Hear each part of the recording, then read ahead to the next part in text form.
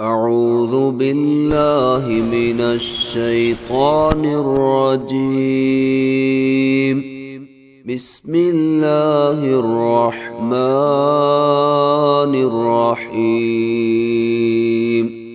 وقال الذي اشتراه من مصر لامرأته أكرمي مثواه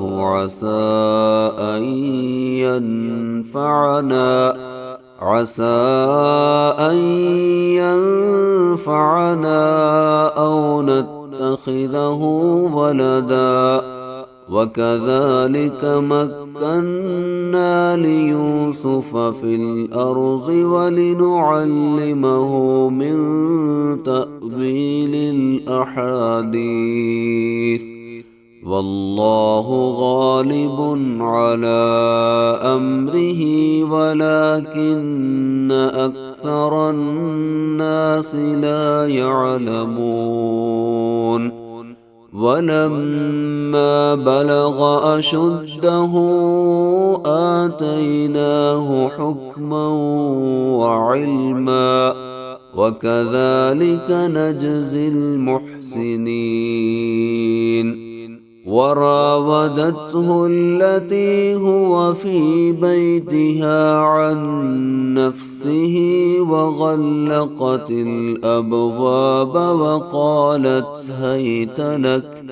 قال معاذ الله إنه ربي أحسن مثواي إنه لا يفلح الظالمون. ولقد همت به وهم بها لولا أن رأى برهان ربه كذلك لنصرف عنه السوء والفحشاء إنه من عبادنا المخلصين. واستبق الباب وقدت قميصه من دبر وألف يا سيدها لدى الباب.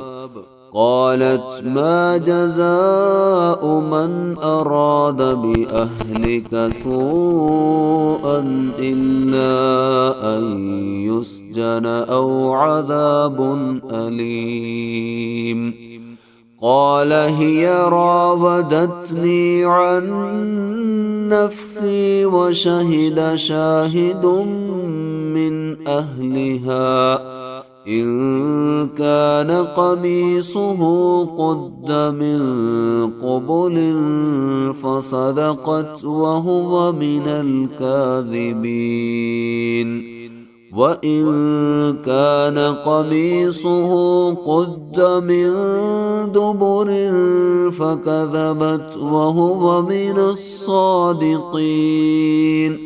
فلما رأى قميصه قد من دبر قال إنه من كيدكن إن كيدكن عظيم.